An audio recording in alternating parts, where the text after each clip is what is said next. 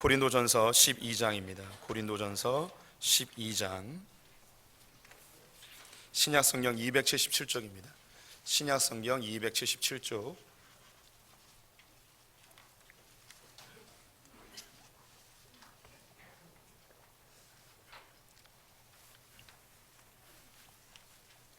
신약성경 277쪽 고린도전서 12장 4절부터 11절까지의 말씀을 한 절씩 교독하시겠습니다. 고린도전서 12장 4절부터 11절 교독합니다. 은사는 여러 가지나 성령은 같고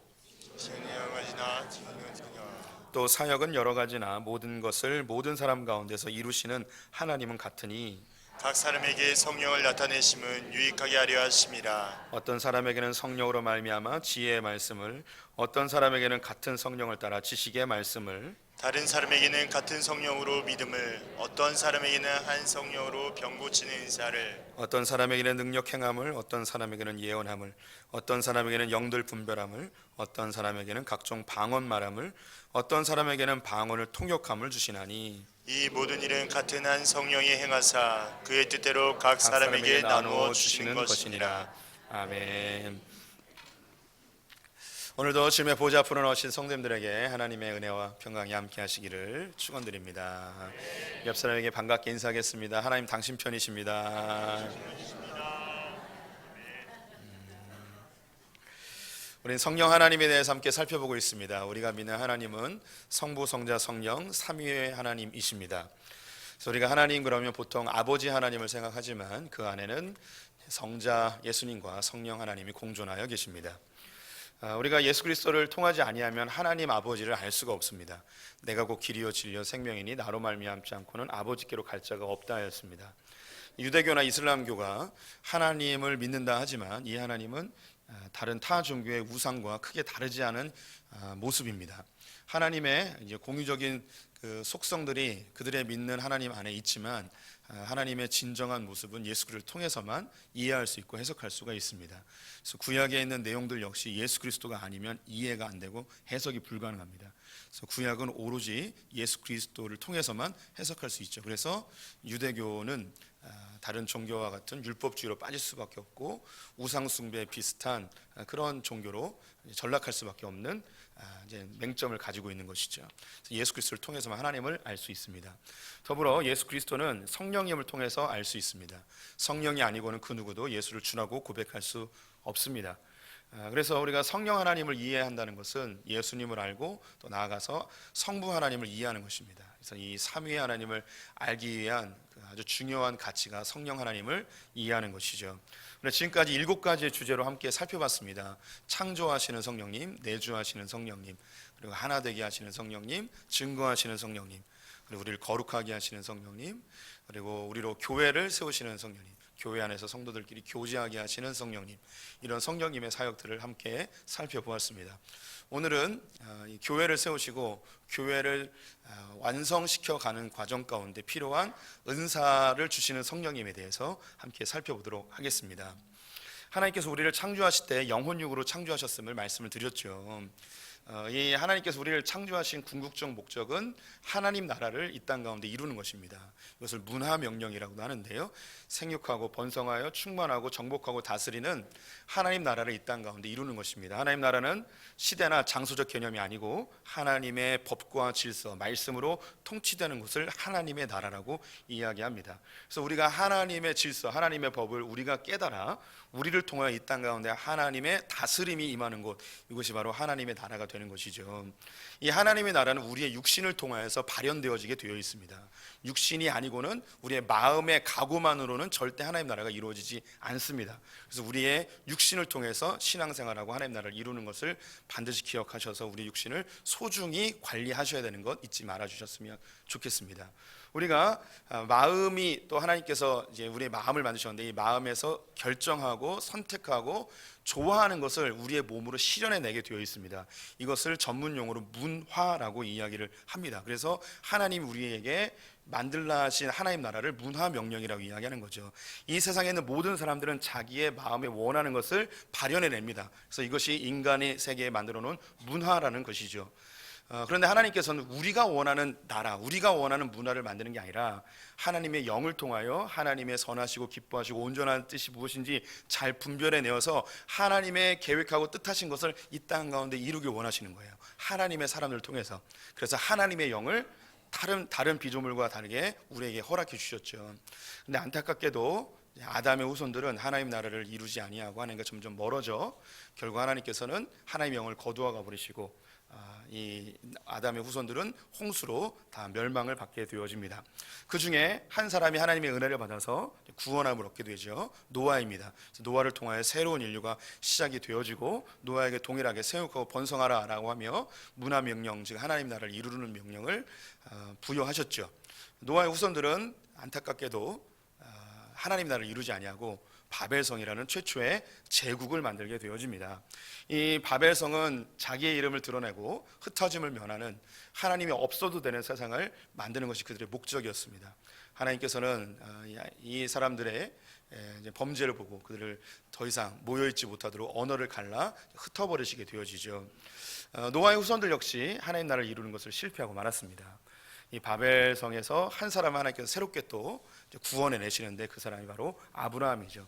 그래서 아브라함을 통하여 새로운 인류를 만들기 시작하시는데요. 그들은 이스라엘이라는 민족입니다. 이스라엘에게 하나님의 뜻을 부여하시고 하나님 나라를 이루도록 하셨는데요. 근데 안타깝게도 이스라엘 역시 하나님의 뜻을 이루지 못하고 하나님께 버림받는 민족이 되어졌습니다.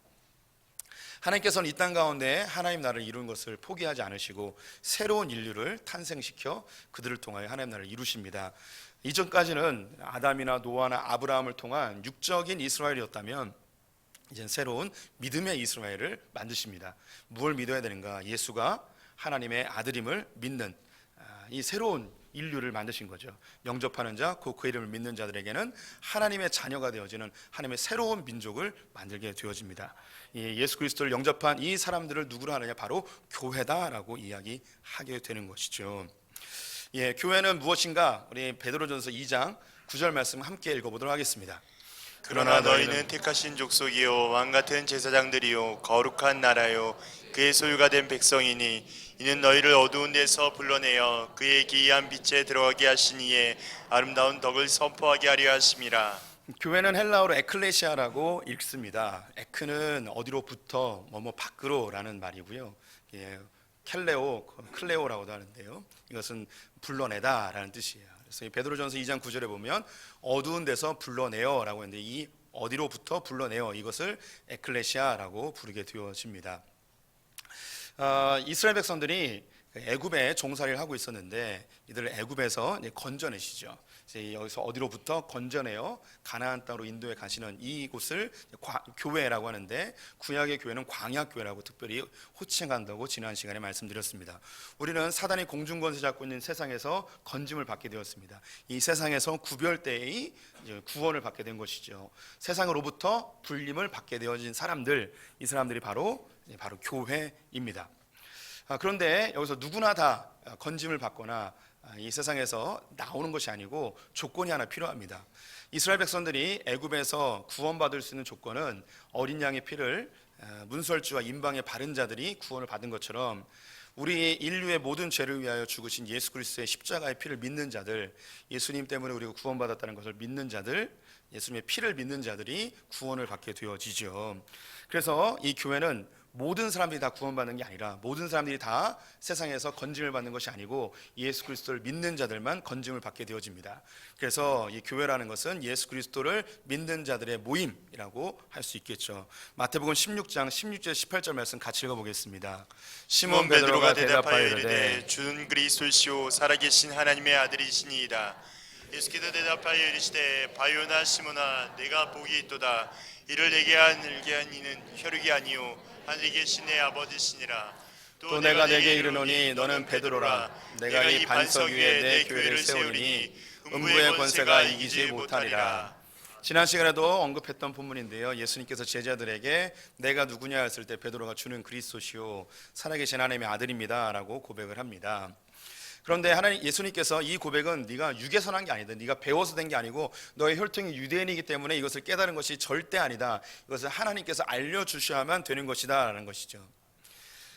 이걸 알려주시는 분은 바로 이제 성령님이라는 분인데요. 성령이 아니고는 그 누구도 예수를 주라고 고백할 수가 없다는 것입니다. 우리 성도들이 예수님을 주님이라고 고백하는 것은 우리가 배우거나 교회를 오래 다녔기 때문이 아니고 내 안에 계신 성령님 때문입니다. 그래서 예수님께서 교회를 만드실 때 어떻게 만드시는가? 바로 이 믿음의 반석 위에, 즉 이 믿음의 고백의 반석 위에 예수 그리스도를 주라고 고백하게 하는 이 사람들 위에 바로 이 교회를 세우겠다고 말씀을 하시는 것이죠. 그래서 교회는 예수 그리스도를 주라고 고백하는 자들의 모임입니다. 근데 이것이 언제 시작이 되는가? 성령이 오순절날 제자들에게 임하였을 때에 이제 이 고백이 시작이 되어집니다. 그 전에는, 성령이 오시기 전에는 예수를 주라고 고백할 수가 없어요. 그래서 간헐적으로 하나님이 특별히 베드로나 제자들에게 일시적으로 이 고백을 할 수 있게 하지만, 베드로가 이런 고백을 했음에도 불구하고 베드로는 예수님을 부인하고 저주하고 떠나버리죠. 왜냐? 성령이 영원히 거주하고 있지 않기 때문에 그런 거예요. 그 이후에는 이제 모든 사람들에게 성령을 나누어 주셔서 우리는 누구나 다 예수를 주로 고백할 수 있게 되어집니다. 이제 교회를 이제 시작이 된 것이 성령이 임하심으로 교회가 시작되어지고, 성령이 임하심으로 예수를 주라 고백하게 되어지고, 예수를 주라 고백함으로 하나님의 새로운 자녀가 되어지는 거예요. 이 모든 시작이 성령이 임함부터 시작이 되는 것이죠. 그래서 성령이 교회를 세우셨습니다. 세우신 것뿐만 아니라 이스라엘 백성들에게 구름 기둥이 또 가라앉고 뜨면서 그들을 인도한 것처럼 성령님이 교회에 갈 바를 인도해 주시죠. 요한복음 16장 13절 말씀 같이 읽어보겠습니다. 그러나 진리의 성령이 오시면 그가 너희를 모든 진리 가운데로 인도하시리니 그가 스스로 말하지 않고 오직 들은 것을 말하며 장래일을 너희에게 알리시리라. 성령이 교회가 가야 될 방향을 지도해 주시고 인도해 주십니다. 그 방향성은 결국 어디냐면 하나님 나라를 이루는 것인데요. 하나님 나라를 이제 우리가 이제 교회가 이제 만들어 나가야 합니다. 이 하나님께서 교회를 부르신 것, 다시 말해 아담을 창조하신 것, 노아의 후손들을 선택하신 것, 이스라엘 선택하신 그 이유, 우리를 선택하신 이유, 단순히 구원받고 천국 가는 것 거기서 멈추지 않습니다. 우리를 부르신 목적은 우리의 삶 가운데 하나님 나라를 이루는 것이 궁극적 목적이에요. 그냥 불러서 너 그냥 잘 먹고 잘 살다가 천국 와라 이런 개념이 아니에요. 우리를 부르신 데는 하나님의 뜻이 이 땅 가운데 이루어지길 원하는, 하나님 나라를 이루고 싶어하는 하나님의 열심이 있기 때문입니다. 이 하나님 나라를 이루는 방법, 이제 교회를 통해서 하나님 나라를 이 땅 가운데 이루시는데, 여기에는 두 가지 큰 방향성이 있어요. 여기에 약간 갈등도 있고 다툼도 있긴 합니다. 한 방향은 어디냐면 교회가 직접 사회에 참여하여서 하나님 나라를 이루는 거예요. 이것은 이제 중세 시대에 직접 교회가 나라를 다스리고 혹은 왕을 이제 임명하기도 하고 뭐 이런 적도 있었죠. 근데 이것이 조금씩 좀 색깔이 좀 변화되어져서 지금도 여전히 사회에서 이제 하나님 나라를 이루어야 된다고 하는 그런 목소리가 있고 또 주장하는 사람들이 여전히 있습니다. 또 한 부류에서는 교회가 그렇게 세상에 직접 하나님 나라를 이루는 것이 아니고 교회는 교회 안에서 하나님 나라를 이루는 것이 더 중요하다라는 것이에요. 저는 어디에 이제 포함이 되어 있냐면 교회는 교회에서 하나님 나라를 이루는 것이 더 중요하다고 생각하는 사람입니다. 근데 이 두 부류 사이에 갈등도 있고 다툼도 있지만 하나님께서 이 두 부류를 다 사용하시긴 합니다. 저는 왜 그러면 이 교회 내에서 하나님 나라를 이루어야 되는가를 말씀을 드리냐면, 성경은 우리에게 대하여서 소금과 빛이라고 이야기를 합니다. 이 소금과 빛이 특별히 어딜 가서 또 무슨 일을 하여서 그 역할을 감당한 게 아니라 그냥 존재 자체로 이미 짠맛과 빛을 발하게 되어져 있습니다. 근데 문제는 뭐냐면 이 소금이 소금의 역할을 못할 때에 길에 던져져 밟히게 되어지고, 빛이 빛의 역할을 감당하지 못하면 등정 밑에 둬서 소멸되어지게 되는 것이죠. 교회는 이 땅 가운데 하나님 나라를 이루는 통로로 부름받게 되었습니다. 우리는 그냥 소금의 역할을 하면 되고 빛의 역할을 감당하면 되는 거죠. 이 교회가 하나님의 뜻대로 잘 다스려지게 되어지면 소금과 빛의 역할을 감당하는 거예요. 그런데 교회가 교회 역할을 못하면 세상 사람들에게 던지어져서 짓밟히게 되어지고, 교회가 빛을 발하지 못하게 되어지면 사람들에게 잊혀져 버리고 매장되어져 버리는 상황이 되는 것이죠. 그럼 좀 더 발전시켜서 교회 내에서 하나님 나라가 무엇인지, 하나님의 백성들이 어떻게 살아야 되는지를 잘 알려주게 되면 성도님들 개개인들이 삶의 현장에서 가정에서, 직장에서, 일터에서 하나님의 질서와 다스림과 통치를 받으며 그곳에서 조금씩 하나님 나라를 이루어가는 거죠. 그래서 교회가 직접 사회에 참여하여 일하는 것보다는 우리 성도님들에게 하나님 나라가 무엇인지 잘 알려주어서 성도님들이 그 역할을 감당하게 하는 것이 저희가 갖고 있는 하나님 나라의 속성입니다. 그렇다고 교회가 직접 사회에 참여하거나 정치적인 목소리를 내거나 이런 것에 대해서 이건 정말 나쁘다 뭐 이렇게까지는 표현할 필요는 없는데, 제가 성경을 연구하다 보니 이것이 더 합당하지 않는가라는 생각을 해보게 되는 것이죠. 어쨌든 하나님 우리를 하나님 나라를 만들도록 부름을 받았어요. 이 교회라는 공동체는 결국 존재의 목적이 하나님 나라를 이루는 거예요. 그럼 하나님 나라를 어떻게 이루는가? 무엇인가 이제 뭐를 도모하기 위해서는 이제 세 가지의 구성이 좀 필요한데요. 하나님 나라를 이루기 위해서는 먼저 일을 해야 됩니다. 이제 뭔가 일을 해야 돼요. 두 번째는 이 일을 하되 중구난방으로 하면 안 되고 효과적으로 열매를 맺을 수 있게 규모 있게 지혜롭게 일을 해야 되는 거예요. 그리고 세 번째는 일을 함에 있어서 일을 해낼 수 있는 능력이 필요합니다. 이 세 가지가 좀 필요한데 하나님 나라를 이루기 위해서는. 그래서 오늘 본문 4절부터 6절 말씀을 읽어보도록 하겠습니다. 은사는 여러 가지나 성령은 같고 직분은 여러 가지나 주는 같으며 또 사역은 여러 가지나 모든 것을 모든 사람 가운데서 이루시는 하나님은 같으니. 이거 밑에서부터 좀 봤으면 좋겠는데요. 하나님 나라를 이루기 위해서는 일을 해야 됩니다. 일을 해야 돼요. 아담과 하와가 에덴 동산에 창조되어지고 하나님께서 아담에게 그 에덴 동산을 경작하라고 명령하십니다. 이 경작하라는 것이 농사지으라는 의미가 아니에요. 하나님 나라를 이루라는 것인데요. 제가 좀 뭐 영어를 잘 못하지만 영어를 쓸게요. 좀 용서하고 들으세요. 이 경작하다는 걸 영어로 뭐라고 하면 cultivate라고 합니다. 좀 더 굴려볼게요. cultivate 이렇게 합니다. 연습했어요. 근데 여기서 이제 이게 경작하다는 뜻이에요. 이 경작하다, cultivate에서 무슨 단어가 나오게 되냐면 culture라는 단어가 나오게 됩니다. culture는 문화라는 뜻이죠. 그래서 지금 이게 왜 문화 명령이냐? 하나님께서 하나님의 뜻과 하나님의 계획을 우리 하나님의 사람들 통해서 이 땅 가운데 경작, 즉 하나님의 사역, 일을 함으로 인하여 하나님의 문화가 일어나는 거예요. 하나님의 나라가 만들어지는 거죠. 어떤 문화가 만들어지도록 우리에게 일하도록, 사역하도록 명령을 하셨습니다. 그래서 여기서 이 사역이라는 단어는 영어로 work예요. work, 일하라는 거예요.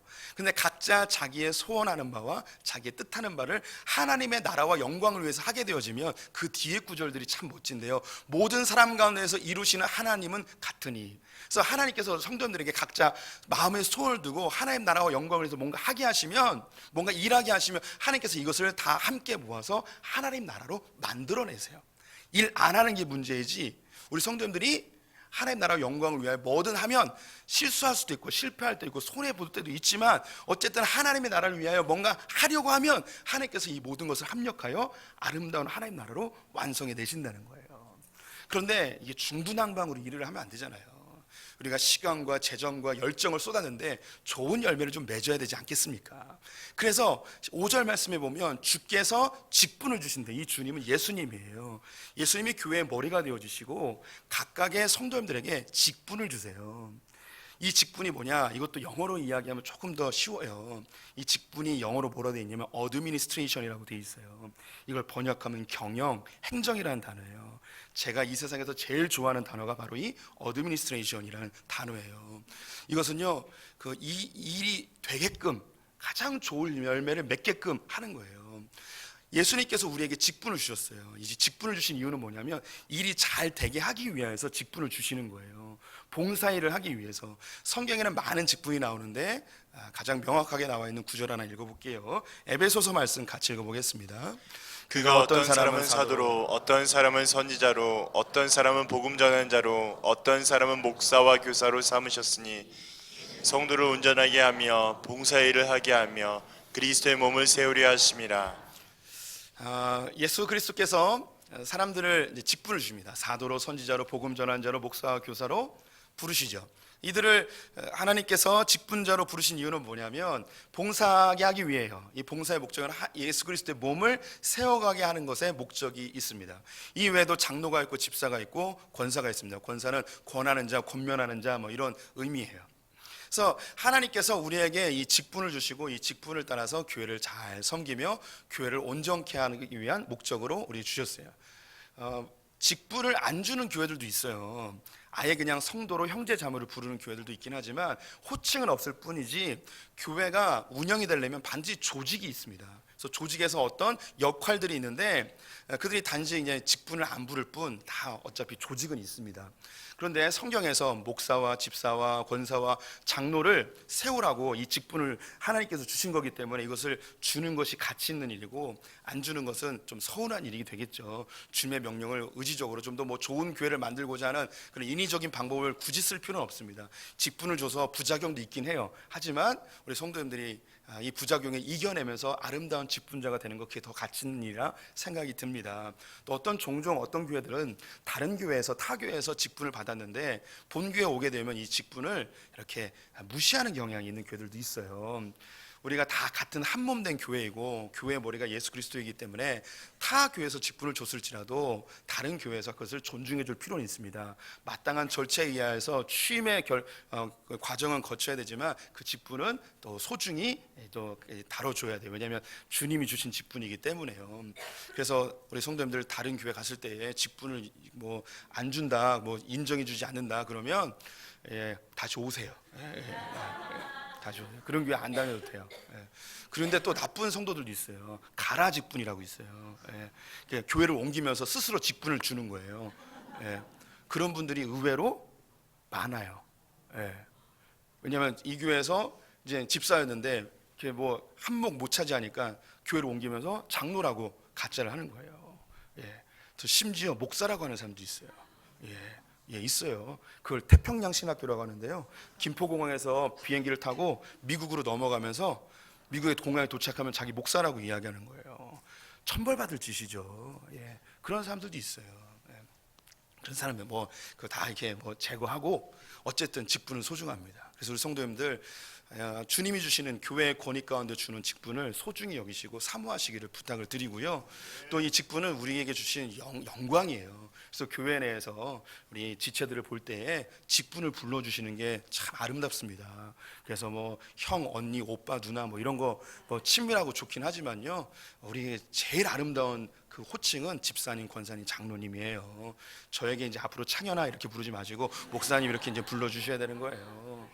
집에서도 오빠, 뭐 여보, 남편 이런 거 말고 목사님 진지 드시죠. 목사님 일어나실 시간입니다. 이렇게 해야 될 줄 믿습니다.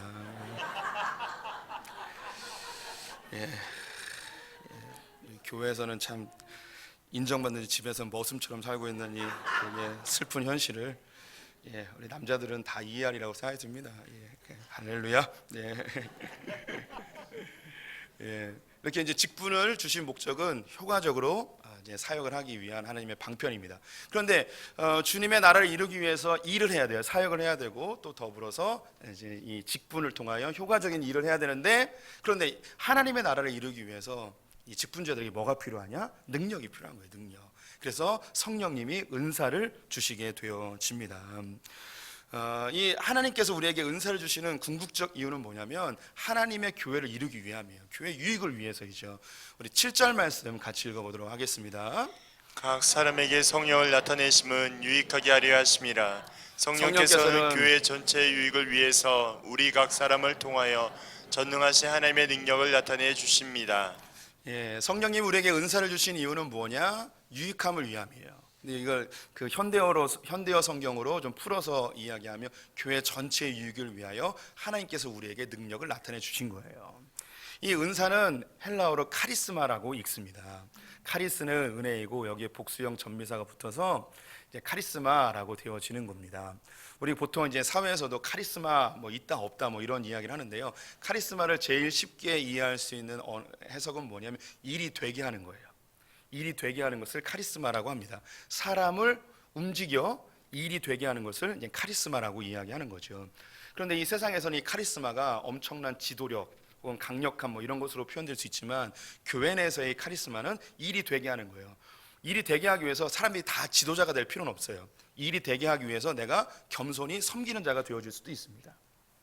일이 되기 위하여 내가 낮은 곳에서 보이지 않게 은밀하게 일할 수도 있습니다. 또 일이 되게 하기 위해서 내가 앞장서서 무엇인가 해야 될 때도 있고요. 일이 되게 하기 위해서 누군가 격려하고 위로하여서 일을 만드는 경우들도 있습니다. 그래서 은사, 카리스마, 이걸 제일 쉽게 이해할 수 있는 건 뭐냐면 하나님이 하나님 나라를 이루기 위하여 일이 되게 하기 위하여 우리에게 주신 하나님의 선물로 이해하시면 좋을 것 같아요. 오늘 본문에는 다양한 은사들이 등장을 합니다. 오늘 그 제목만 이야기하면 지혜의 말씀, 지식의 말씀, 믿음, 병고침, 능력, 예언, 분별함, 그리고 방언, 통역 등의 은사를 기록해 주고 있습니다. 이 외에도 성경 전체에 다양한 은사들이 기록이 되어 있는데요. 여기에 나와 있는 거 몇 가지만 좀 살펴보면 지혜의 말씀, 이 지혜의 말씀은 사람에게 조언하는 거예요. 뭔가 결정하고 선택하고 고민하고 쓰러져 있을 때 하나님의 말씀을 기반으로 한 한마디의 조언이 지혜로운 한마디가 이 사람을 일으켜 세우는, 이렇게 정말 지혜의 말씀을 갖고 있는 참 멋진 사람들이 우리 주변에 종종 있어요. 우리 성도님들 많이 배우고 적게 배우고 중요한 게 아니고 성령 안에서 이런 지혜의 말씀의 은사를 받게 되면 그 사람이 한마디 해주면 마음이 따뜻해지는 거예요. 그 사람이 한마디 하면 힘이 나는 거예요. 이런 사람이 좀 되고 싶지 않으십니까? 이 지혜의 말씀의 은사를 사모하시기를 부탁을 드립니다. 또 더불어 지식의 말씀이라고 있는데 이 지식의 말씀은 성경 말씀을 잘 연구하여서 사람들에게 듣기 편하게 쉽게 전달해주는, 이것을 지식의 말씀이라고 이야기하는 겁니다. 제가 우리 주변에 이 참 성경을 잘 연구하여서 잘 전하는 사람 한 명 알고 있는데요. 그 사람의 이름은 김창현이에요.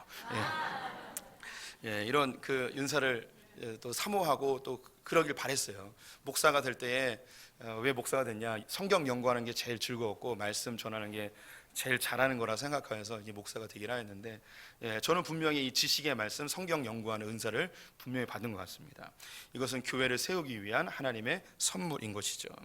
여기 또 보면 믿음의 은사도 있습니다. 이 믿음의 은사, 우리 성도님들이 다 믿음이 내가 열심히 기도하고 신앙의 훈련을 해서 믿음이 좋아지는 이런 부분도 있지만 하나님이 강권적으로 주시는 믿음의 은사라는 게 있어요. 이게 왜 이 믿음의 은사가 필요하냐면 교회가 어려움을 당할 때도 있고요, 시험과 핍박을 당할 때도 있습니다. 또 넘어야 될 아주 큰 파도가 있을 때가 있습니다. 이때에 믿음의 은사를 가진 사람들이 이 시련을 확 뚫고 나가는, 이런 앞장서서 나가는 이런 모습을 보일 때가 있어요. 이건 아무나 할 수 있는 게 아니고 주님이 주시는 이 믿음의 은사로 이 일을 감당하게 되는 거죠. 모든 사람이 두려워하고 있을 때에 믿음의 은사를 받은 사람이 앞장서 확 뚫고 나가면 그 뒤에 있던 사람들이 그 발걸음에 발맞춰서 함께 가는 것을 보게 됩니다. 우리나라에 있는 그 많은 믿음의 선배들 중에 주기철 목사님을 믿음의 은사자라고 저는 말하고 싶습니다. 주기철 목사님이 신사참배 때 많은 교회들이 핍박 속에 그들이 고개를 숙였지만 주기철 목사님은 믿음의 은사로 이 핍박과 고문을 다 이겨내고 끝까지 순교하시면서까지 고개를 숙이지 아니한 그런 멋진 우리 믿음의 선배로 서 있으시죠.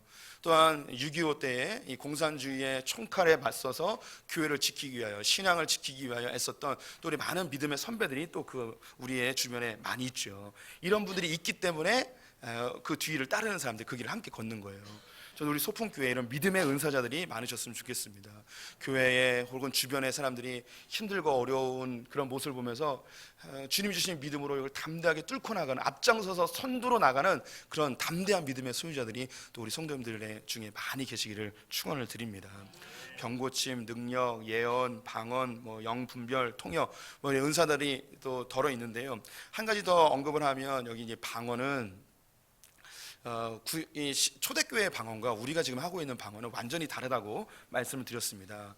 이 방언, 여기서 우리가 지금 하고 있는 방언은 지극히 개인의 유익을 위한 방언이고요, 초대교회의 이 방언은 성령님께서 급하게 말하고 싶으신 것이 있어서 자기가 배우지 아니한 외국어로 사람들에게 이야기하는 거예요. 그래서 이 통역의 은사 역시 내가 외국어를 배우지 않았는데 외국어를 들었는데 모국어로 통역이 되어질 수 있는 은사예요. 그래서 개인적으로 방언 랄랄라 하는데 이걸 그 하나님의 말씀으로 통역하고 하는 거, 이거 다 가짜예요. 제가 우리 성도님들에게 확실히 말씀드립니다. 지금 있는 모든 통역의 은사는 다 가짜예요. 다 가짜예요. 절대 믿지 마세요.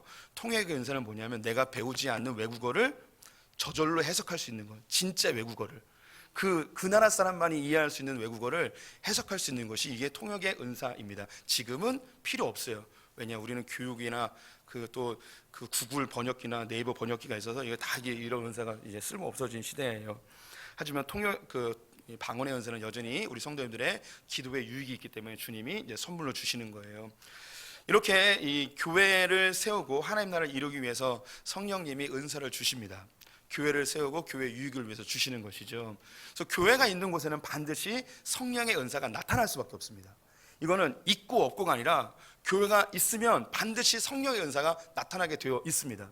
우리 성도님들이 두세 사람이 예수 이름으로 모이게 되어지면 그 안에 반드시 성령의 은사가 나타나게 되어져 있습니다. 성령님이 이걸 주셔요.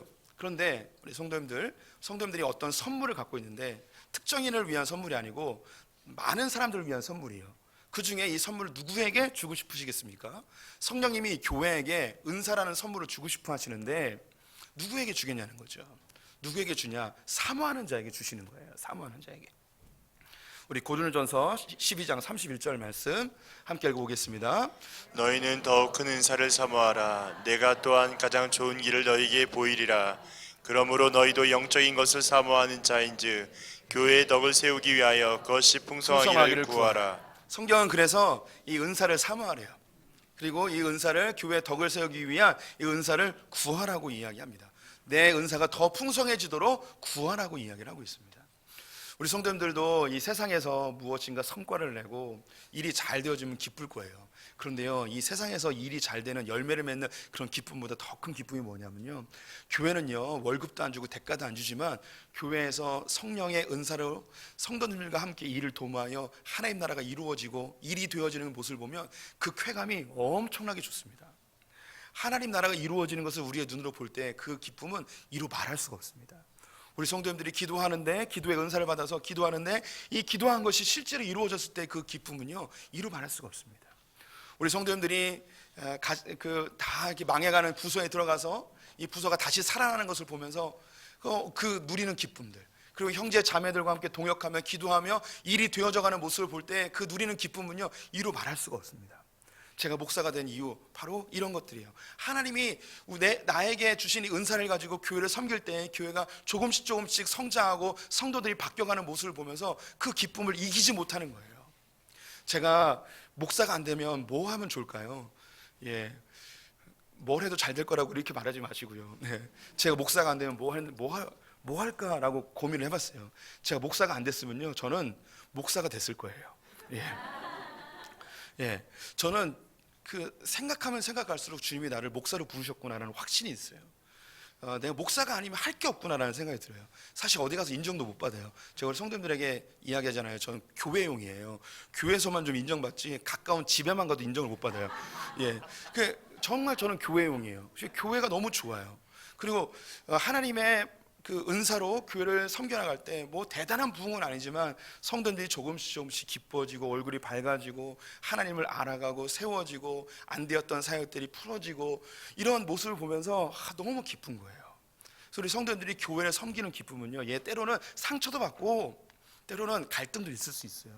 그런데 성령 안에서 하나님 나라가 이루어져가는 모습을 볼 때 얼마나 큰 기쁨이 있는지 모릅니다. 그래서 성령의 은사를 나 성령의 은사 받으면 광신자 되는 거 아니야? 아니에요. 사모하세요. 오늘 여기 나와 있는 은사들, 그 외에 다른 은사들, 나도 이렇게 교회를 좀 아름답게 섬겨가고 싶다라고 생각하는 그 은사가 있으면 주님 나에게도 좀 주세요. 나도 이런 거 한번 해보고 싶어요. 저도 목사님처럼 말씀 막 전하고 교사도 해보고 그런 말씀에 깊이 있는 깨달음도 좀 얻고 싶어요 하면서 하나님을 사모해 보세요. 또 교회에서 하나님 나 이거 봉사하고 싶어요. 내가 능력 없지만 한번 해볼게요 하면서 저에게 능력 주세요 하면서 해보는 거예요. 주님의 나라를 이루어가는 이 기쁨, 왜 주님이 우리에게 그런 걸 시켰을까요? 주님 우리를 잘 아세요. 우리를 만드셨기 때문에. 하나님 나라를 이루어가는 게 우리에게 부담이고 고통이고 시련이라면 주님 그런 거 안 시키세요. 주님 우리에게 하나님 나라를 만들라 왜 이야기하는가? 이것이 우리가 느낄 수 있는 최고의 기쁨이기 때문이에요. 제가 이게 이야기할 때 우리 성도님들이 느끼는 분들이 있어요. 성도들 안에 함께 기도하며 불타올랐던 그 뜨거운 감격들 잊지 못해요. 교회가 정말 반지하에서부터 지하 자그마한 교회에서부터 조금씩 부흥해가지고 교회를 짓는 이런 기쁨들, 몇 명 안 모이던 부서에서 점점점 부흥하여 사람들이 많이 늘어나 함께 기뻐하며 예배하는 모습을 보는 그 기쁨, 목사님과 또 함께 다른 직분자들과 함께 연합하여서 이번에 기획한 일들이 잘 진행되어지는 모습을 보는 기쁨. 우리 지난주 맥주감사절에 푸드트럭 먹었잖아요. 성도님들이 얼마나 좋아하시는지 제가 분명히 한 그릇씩만 먹으라고 했는데 두세 그릇씩 먹은 거예요. 제가 원인을 찾았어요. 이유가 뭐냐면요, 쿠폰에 정말 그 식욕을 돋구는 사진이 들어있었던 거예요. 예, 예. 송미애 전사님의 사진이 있어서 성도님들이 그 쿠폰을 보는 순간 식욕이 확 올라서 막 두세 그릇씩 먹은 거예요. 제가 두 그릇 먹으면 지옥 간다고 그랬거든요. 그런데 성도님 중에 이런 성도님이 있었어요. 나는 지옥을 가도 두 그릇을 먹겠다, 이런 분들이 있었어요. 내가 그걸 보면서 무슨 생각이 들었냐면, 이분들이 에덴 동산에 갖다 놨으면 분명히 선악과를 따먹었을 사람들이다. 분명히 하지 말라고 그랬는데 나는 지옥에 가도 좋사오니 두 그릇을 먹겠습니다. 내가 소떡소떡을 안 먹으면 내가 여기서 이제 죽겠습니다. 뭐 이런 생각을 갖고 있는 분들이 있더라고요. 그런데 그 모습을 보면서 얼마나 기뻤는지 모릅니다. 성도님들이 떼양볕에 줄 서 있지만 웃으면서 함께 나누면서 먹으면서 그동안 얼마나 굶주렸던가, 우리가 정말 너무 이게 마음이 좀 위로가 됐습니다. 빨리 이제 지하 식당이 완공이 되어서 밥을 또 한번 먹어야 되는데요. 그렇게 일이 잘 되어지는 모습을 보면요, 기뻐요. 우리 성도님들 기쁘고, 일을 주관하는 사람들도 기쁘고, 쓰레기도 많이 나왔어요. 근데 치우면서도 기쁜 거예요. 우리 교회 청소하는 분 중에 그런 분이 있어요. 교회를 섬기는 일이 너무 기뻐서 화장실 청소하면서 이 똥 묻은 휴지도 아름답다는 거예요. 우리 그 그림에 데칼코멘이라고 있잖아요. 이렇게 반으로 접으면. 그래서 너무 자세하게 설명했나? 뭐 이런 분도 있는 거예요. 이게 교회를 이렇게 아름답게 섬기는 모습에 기쁨이 있는 거예요. 우리 성도님들, 교회를 세워가는 기쁨을 누리시기를 축원을 드립니다. 은사는 광신자가 되는 게 아니고요, 하나님의 교회를 즐겁게 섬길 수 있게 하기 위한 하나님의 선물이에요. 이것은 사모하는 자에게 주시는 거예요. 이미 갖고 있으면 더 풍성히 달라고 주님께 간구하시길 부탁을 드립니다. 그런데 이 은사는요, 하나님의 선물이다 보니까 우리가 죄된 존재여서 은사를 잘못 사용하는 경우들이 종종 발생을 해요. 그래서 은사를 사용할 때에 주의해야 할 필요가 있습니다. 오늘 읽었던 이 고린도전서는요, 고린도 교회에게 보낸 편지인데, 고린도 교회는 항구 도시여서 우상 숭배가 많고 굉장히 음란한 도시였습니다. 이곳에 교회가 세워지기 위해서는 강력한 하나님의 역사와 은사가 필요했습니다. 그래서 교회 내에 이 은사자들이 많아졌어요. 근데 이 은사로 인해서 분란도 많아지게 되었습니다. 그래서 이 은사를 어떻게 질서 있게 활용할 것인가를 알려주기 위하여 이 고린도전서가 쓰여졌고, 특별히 11장부터 14장까지 자세하게 그 내용들이 나와 있습니다. 그래서 오늘 여기 이미 언급하였던 것 첫 번째, 은사를 사용할 때 기억하셔야 될 게 뭐냐면, 은사는요, 교회를 세우기 위해 하나님께서 주신 거예요. 개인의 유익을 위해서 주신 건 한 가지밖에 없다고 그랬죠. 그게 뭐라고요? 방언밖에 없어요. 나머지 모두는 교회를 세우는 것에, 교회의 유익을 위하여 사용을 해야 하는 것입니다.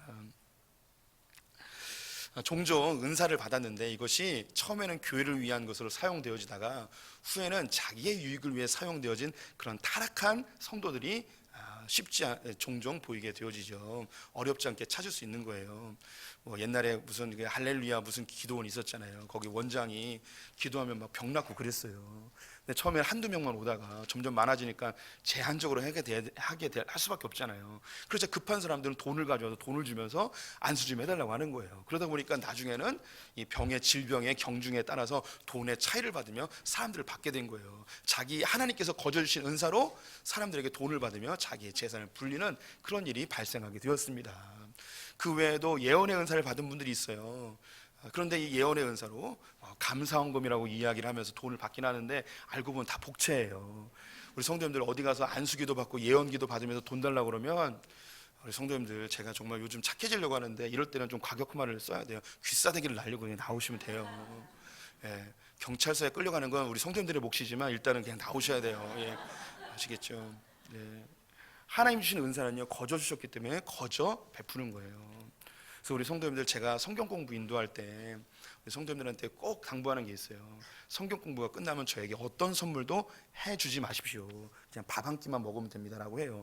왜냐하면 제가 받은 이 성경 연구는 하나님께 거저 받은 거예요. 그러니까 거저 나눠주는 게 당연한 거죠. 저는 이미 교회로부터 한 달 동안 생활할 수 있는 사례금을 받기 때문에 그 외의 것들은 우리 성도님들의 정성이긴 하지만 제게 받은 은사로 이 은사를 풀 때는 절대 어떤 것도 받으면 안 되는 거죠. 제가 우리 교회 이제 공개도 할 수 있는데 이미 돌아가신 분이기 때문에 한 두세 달 전쯤에 돌아가신 김종숙 권사님이라는 분이 계세요.